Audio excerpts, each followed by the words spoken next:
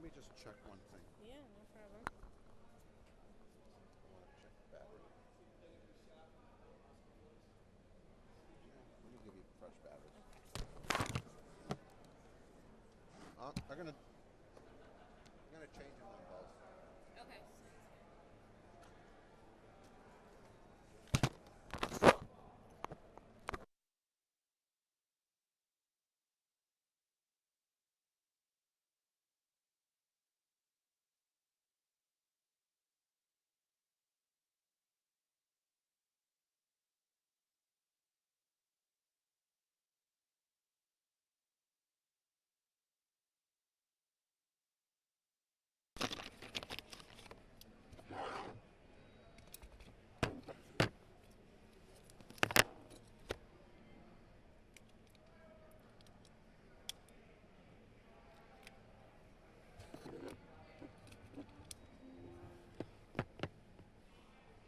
Okay. Okay. Yeah. So it's good to check. Really good. Fresh battery. Starting with lob first.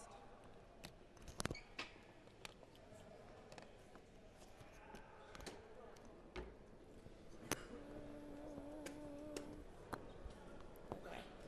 10, This 9, is your count. 8, 7, 6, 5, 4, 3, 2, 1.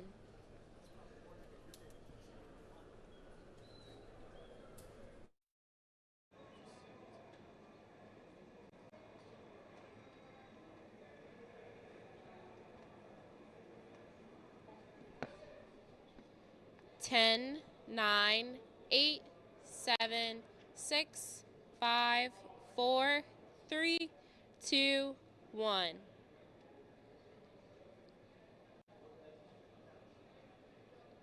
Yes. 10, 9, 8, 7, 6, 5, 4, 3, 2, 1.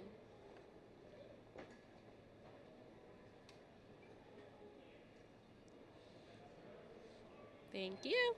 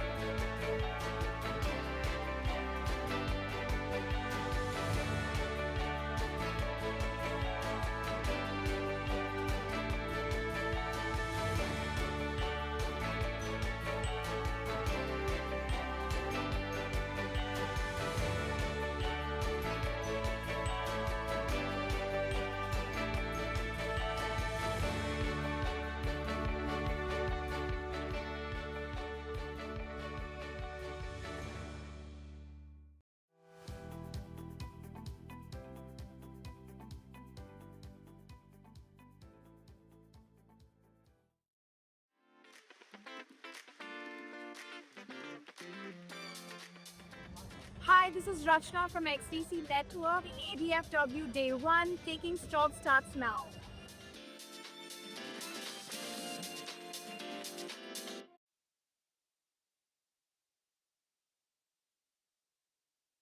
Month of December, sellers a little bit louder than the buyers here on Wall Street. It does not appear as if we will finish quite at session lows. Do I need this microphone? Does not appear as if we'll finish quite at session lows, but we will be pretty close here. The tail of the tape into the close. The S&P 500 expected to finish down about 0.4%. Comparable selling across the Dow, the NYSE Composite, the NASDAQ, as well as the small caps as well, which may only finish down fractionally. Technology is the only positive sector in the S&P 500 today. The other 10 sectors are down. Those losses are being led on this Monday by discretionary, healthcare, and materials. As for the Dow 30, Boeing, Disney, and Microsoft, those are your big winners out of the Dow 30 components, and the laggards include Nike, Procter & Gamble, and Amgen. Volatility here on this Monday up a little bit. We're back to a 16 handle for the VIX. Yields very much continue their climb up. How about the 10-year Treasury yield now up out of 6 out of the last 7 sectors? The last time, or last 7 sessions, I should say, the last time the 10-year was this high, you got to go all the way back to Friday, September 26th. That and so much more sets the stage for today's show. And welcome to the show. You're watching Taking Stock. I'm your host, JD Durkin. Just moments away from the ringing of the iconic closing bell. You can hear the applause going on over my shoulder. The team from Sunoco. These are ticker symbols SUN and SUNC here at the New York Stock Exchange to do the honors.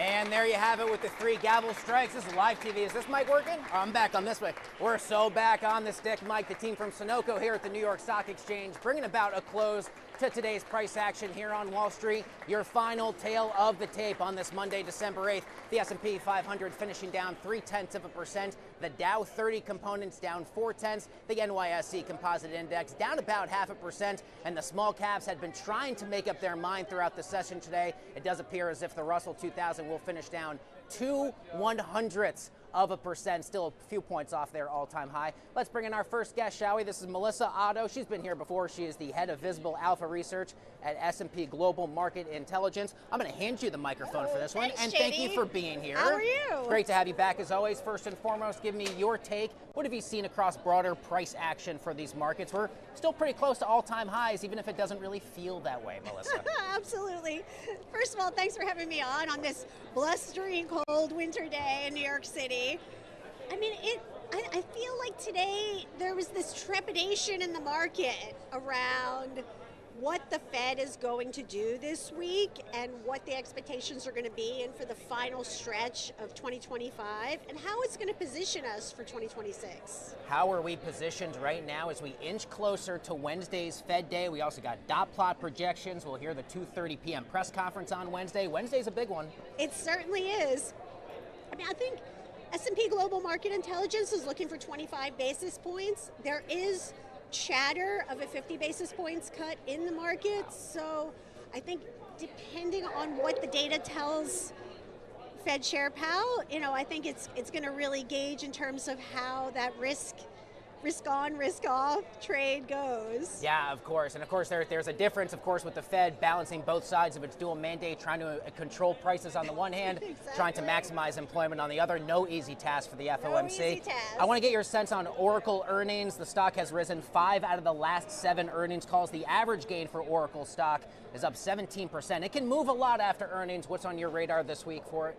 Oracle's a wild one. It is the levered bet in the space, and Visible Alpha consensus is looking for $16 billion in total revenues, $7 billion in operating profit, so just over 40% operating profit margins, and $8 billion in cloud revenue growth in the quarter. So those are really, I think, the numbers to meet or beat, and then all eyes are going to be on the guidance. What is the revenue visibility for this company, and how are they going to continue to exceed or reach those cash flow goals that they have to meet in order to service the debt and meet the CapEx expectations. Of course. We're almost out of time, but I do have enough time here to go from one Ellison to another. This Netflix, Paramount Skydance deal, Warner Brothers Discovery. Man, oh man, we've been doing this a long time. I don't quite remember very many stories as wild as this one has been, with a lot of new developments today. What are you following as you try and figure out how this plays out? Absolutely, it's a wild story. It's certainly very interesting. You know, we're watching it very closely. Friday, you know, it seemed like Netflix had this deal essentially ironed out, and then, you know, this morning I wake up and there's a new bid on the table. So I think, you know, all eyes are going to be on how this shakes out in the end. Yeah, absolutely. While I still have you, we got a couple weeks left here in the trading year. We're not quite yet at the Santa Claus rally window that starts right around Christmas Eve. What else is on your radar you think investors might want to pay a little bit more attention to as we turn the page into 2026? I mean, I think the Fed is going to be very important. What is said in that meeting is going to be critical. It could potentially be a catalyst that sends us into the end of the year with a Santa Claus rally. I know I'm certainly watching that. Yeah, I know we are as well. Melissa Otto is the head of Visible Alpha Research at S&P Global Market Intelligence. Thank you for kicking off the broadcast as always. Thank you so much. It's been great to have you. Enjoy Fed Day, by the way, Wednesday. We'll talk with you after that. Josh, you're going to grab your microphone. Bobby, you and I are going to head for a walk this way, and we'll bring you the latest event contract hours from our friends over at Polymarket, who are very eager to try and figure out what will Jerome Powell say during that 2:30 p.m. press conference on Wednesday down in Washington, D.C. You can actually wager on specific words, phrases, references that Powell will make. 84% chance he mentions the word inflation at least 40 times. Bobby, we're going to come around Sarah this way, pardon me. 86% chance he references the government shutdown. 19% chance he mentions the word dissenter, as in dissenting votes on the FOMC. 14% chance Jerome Powell mentions cryptocurrency or Bitcoin, and a 10% chance that he mentions the president by name. We get that press conference Wednesday at 2:30. Bobby, we'll quickly take a look at two NYSE notables on the day. How about the team at Carvana? Congratulations. Today's the first day that they are officially members of the S&P 500, and they are knocking the cover off the ball, up 10 consecutive sessions in a row. BofA Securities analysts raising their price target on the stock to $455 from $385. Carvana shares already up 120% from the start of the year, despite a miss on earnings for the October quarter. Shares are already up 40% since November 21st. Hello, welcome to the S&P. Bobby, finally, we'll take a look here at Royal Caribbean Group. Shares down about 2% today, even though the company gave upbeat guidance during its November earnings call. Certainly was not enough to assuage the concerns of investors as of late. The stock is down 32% off its recent highs in August, though shares of RCL are still up 7% on the year. At this point of the broadcast, we're going to bring you a lot of information today and throughout the week you need to know about what's going on at Abu Dhabi Finance Week. That's where FinTech TV's very own Patricia Wu sat down with Scott Thiel. He is the CEO and co-founder of Token Vest. Take a look.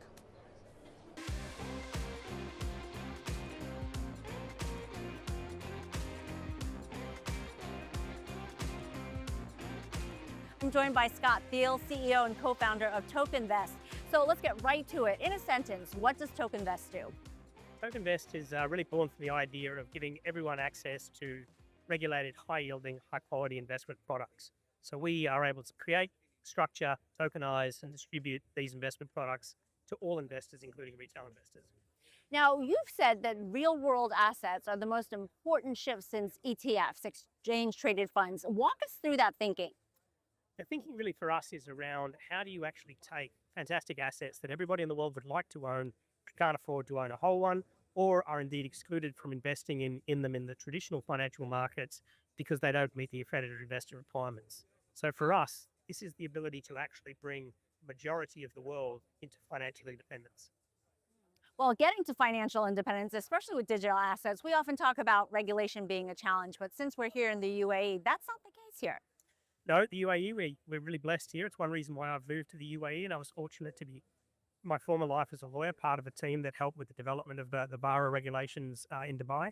So we now have the world's best, most comprehensive set of virtual asset regulations, covers all categories of virtual assets, including financial products. So yeah, we can do the thing that the rest of the world's been talking about and hoping to do. So very much at the front end of this industry. So if regulation isn't the big obstacle, what is the big challenge and what's the most urgent fix to address it? Yeah, look, now we can do this thing, which is, and it's only really been in the last 6 weeks since we were fully licensed and got the first assets in market. So, yep, we can now do it. So, regulation problem solved. I think what's now really needed is the education piece, particularly on the investor side. A lot of asset owners have been looking to do tokenization for a number of years, and we have a great pipeline, in the region of $10 billion worth of assets now in pipeline to bring through. But what's really going to be needed now is that education piece, the understanding for people who haven't necessarily been used to participating in traditional financial investment products, that they now can participate. And that is going to involve some education. And what do you think are the most meaningful use cases that will make it most compelling for these new investors? Most investors are looking to make money. That's, Yes. that's obviously key. And so I think that goes without saying. We're looking to create great product that's backed by fantastic real world assets. But I think it's participation. If I look at what's happened in Web3, whether it's crypto, meme coins, NFTs, a lot of that was driven by community participation, the desire to be involved in something, which might also make me money. And so I think that's going to be a really key part of this transformation to retail access to great regulated products, is the ability to come and actually be part of. All right, let's fast forward a little bit. Someday, we don't talk about tokenized assets, we just expect it, it's just seamless and invisible, and when would that day be? That day is pretty much now, actually. If you look at our primary distribution platform, it's completely Web3 abstracted. You don't need to understand blockchain. You don't need to understand digital asset wallets. You don't need to understand custody. It's all integrated and on the platform. Just like you don't need to understand hypertext transfer protocol to use the internet, or how electricity is generated and transmitted to turn on a light switch. So absolutely, the technology is already disappearing. And what people really want is, can I access, can I invest in this? Is this a good product? And really the technology becomes an enabler. Future is now. Exciting times we live in. Thank you so much. Thank you, Patricia.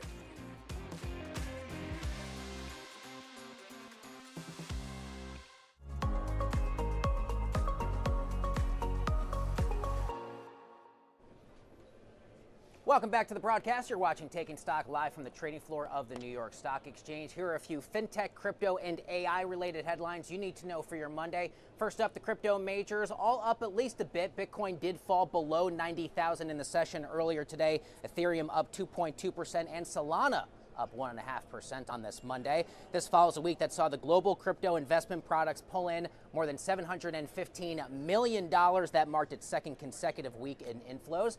And in a bit of AI news you can use on this Monday, IBM set to acquire data infrastructure firm Confluent. It's an $11 billion deal in order to supercharge Big Blue's cloud and AI platform. Shares of IBM were up fractionally on the day. Ryan Campbell joins the broadcast now live from the trading floor. He is the president of Worldwide Construction and Forestry and Power Systems at John Deere.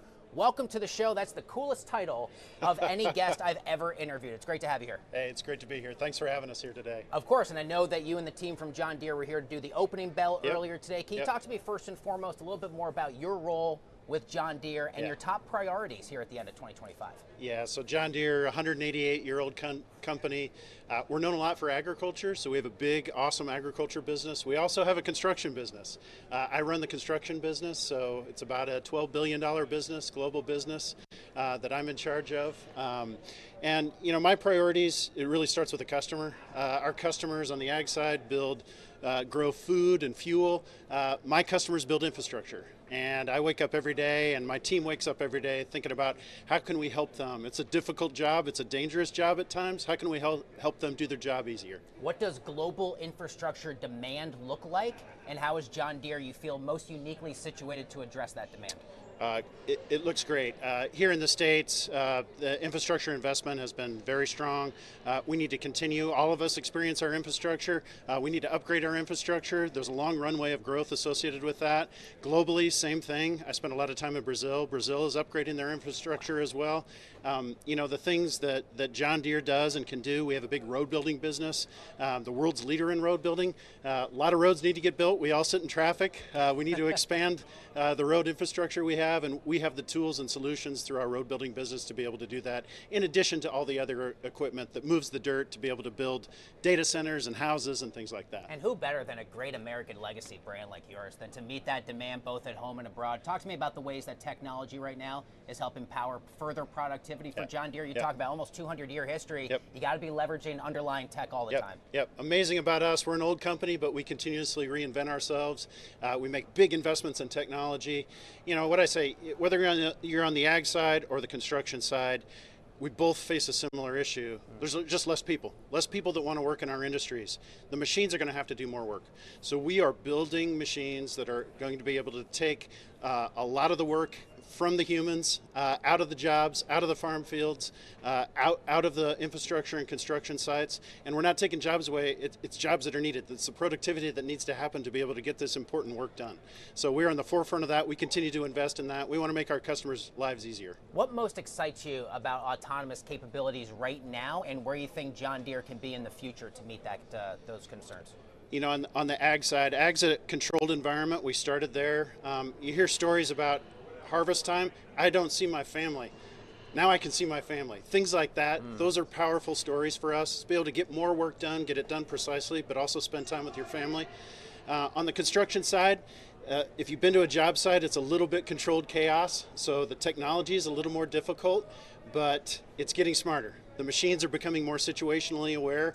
You'll be able to see autonomous construction equipment, not next year, but in the next several years. We're testing in quarries, which is a little bit more controlled environment, but soon you will get it, technology and autonomous solutions on earth-moving sites that you may drive by on a day-to-day basis. Yeah, Ryan, we're still in an environment where far too many U.S. consumers, especially whether they are directly in or adjacent to the ag space, they're feeling pricing pressures. We're seeing that come up in the soft data. How is John Deere situated to help lower costs for consumers? What do those considerations look like?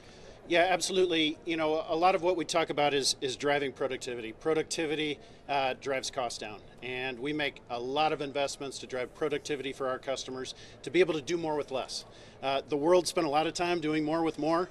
Resources are starting to become scarcer, so we're having to do more with less. We're helping our customers do more with less. Ultimately, that's going to help lower costs. Ryan Campbell of John Deere here to make the case. It's great to have you. Yeah, thanks for having me. Congratulations on all your years with John Deere, and best of luck for 2026. Great to have you. Thanks so much. Folks, don't go anywhere. Much more Taking Stock coming up right after this, including the latest from Abu Dhabi Finance Week. Don't go anywhere.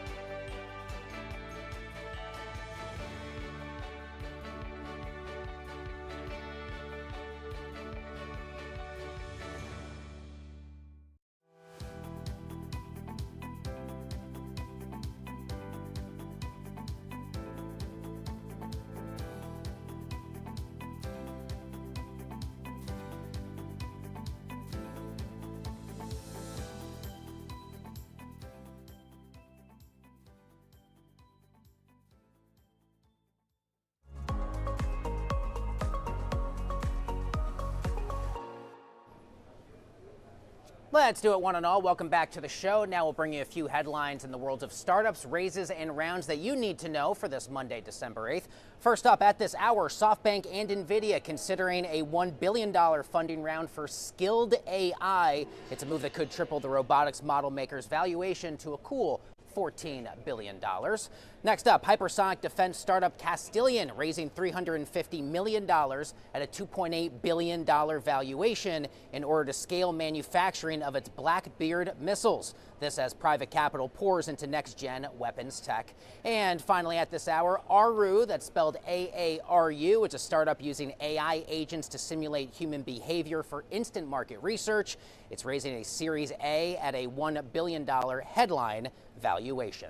We now continue our ongoing coverage of Abu Dhabi Finance Week, and we bring you a recent sit-down from FinTech TV's Patricia Wu, who spoke with Konstantin Vasilenko. He is the co-founder and CBDO at Paybis. Take a look.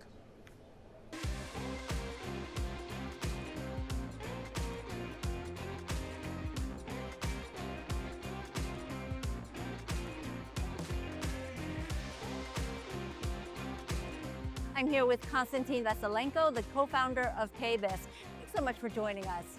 Thank you, Patricia. So, in a sentence, tell us about Paybis. So Paybis is a crypto fiat infrastructure provider. Our main goal is to make crypto simple for businesses around the globe and also for retail customers. So you have a unique, access into data. Tell us since we are here at ADFW, what's the most striking insights you've gleaned about this region? Yeah, what we see during this year, that there is more and more interest in businesses who are based in Emirates to transact globally, right? More and more businesses are founded and opened in Emirates, and they want to, let's say, do their business worldwide. And of course, the biggest problem for doing business worldwide are payments, right? Traditional banking system is great, but it's sometimes too slow and maybe too unpredictable.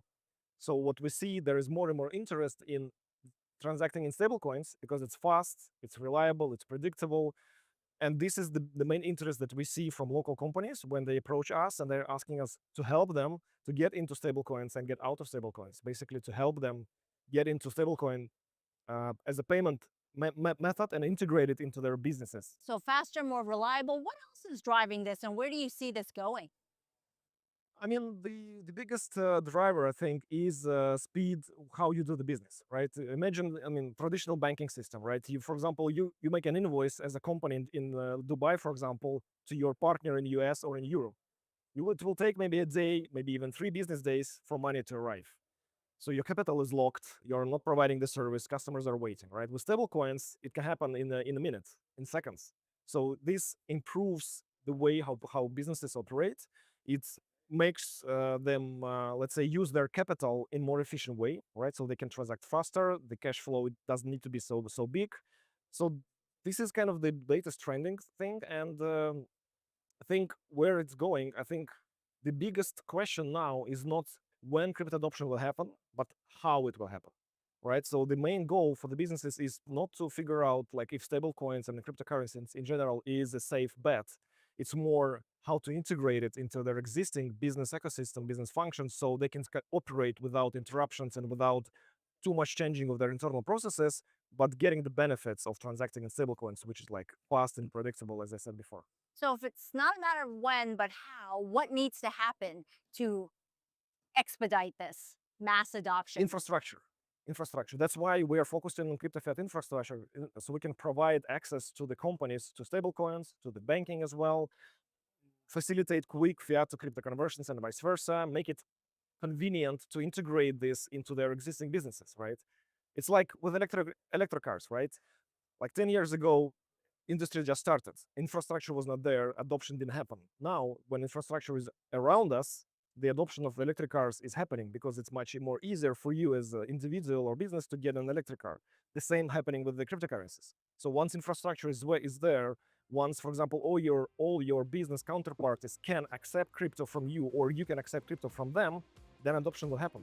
So I think the next 5 years, these infrastructure gaps will be closed by companies like us and different other players on the market. So transacting with stablecoins will be as simple as and easy as it is now transacting in dollar or dirham or other currencies. Thank you so much, Konstantin. Thank you very much. It was a pleasure.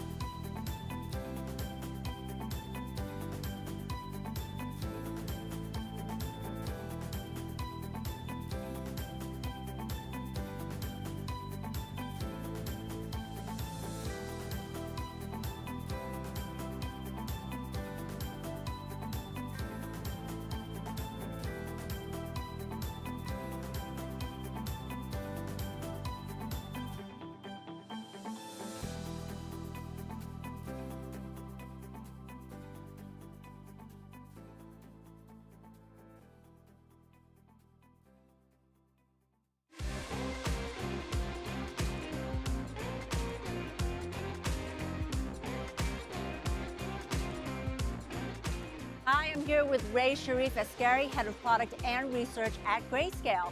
So let's just jump right into innovation. That's what excites people the most. And, you know, especially with your position in this innovation landscape, what's exciting you the most? Absolutely. So just for those that don't know, Grayscale is the world's largest crypto-focused asset manager. We are bringing crypto exposure to investors in compliant, regulated wrappers. It's been a big year for innovation as it relates to regulation and financial products in crypto. For me, I am very excited about staking. Crypto is now an income-generating asset class, and it's very important for us to deliver that incremental revenue stream to investors. And so to do that, we've introduced staking into our Ethereum ETFs and our Solana ETF, which now is returning an income, a staking reward of over 7%. And I think we're going to continue to see innovation around financial products that are using staking to create more diversification and income for investors investing in crypto. So we're almost at the end of 2025. As we look ahead to 2026, what are you most excited about? Like, what are you focusing on? It could be anything from a trend, an opportunity, some kind of industry surprise that we may not have heard about. Your pick. So one, I do think we're going to continue to see more regulatory clarity. Two, I think we're going to see Bitcoin reach new highs in the first half of 2026. We have a strong macro backdrop. The regulatory regime is extremely favorable. And it's kind of a hot take, but I think we're going to move past this 4-year cycle narrative. I think that it's been a self-fulfilling prophecy. And I think that given where we are in crypto adoption, institutional adoption, and just, again, the regulatory backdrop, we can move past that. I think we're going to continue to see worlds kind of merge as it relates to crypto native players partnering with financial incumbents to create new solutions. I think cross-chain composability is going to play a big role with that. We see Chainlink, for example, is making huge strides in that area, connecting blockchains to the real world, connecting chains to one another. I think we're going to continue to see fast, scalable, next-generation layer 1 blockchains like the Solanas and the Suis of the world win the day. And I think all of this is going to usher in the new era of crypto adoption. Oh, exciting. All right. So looking forward to 2026. Thank you so much for that.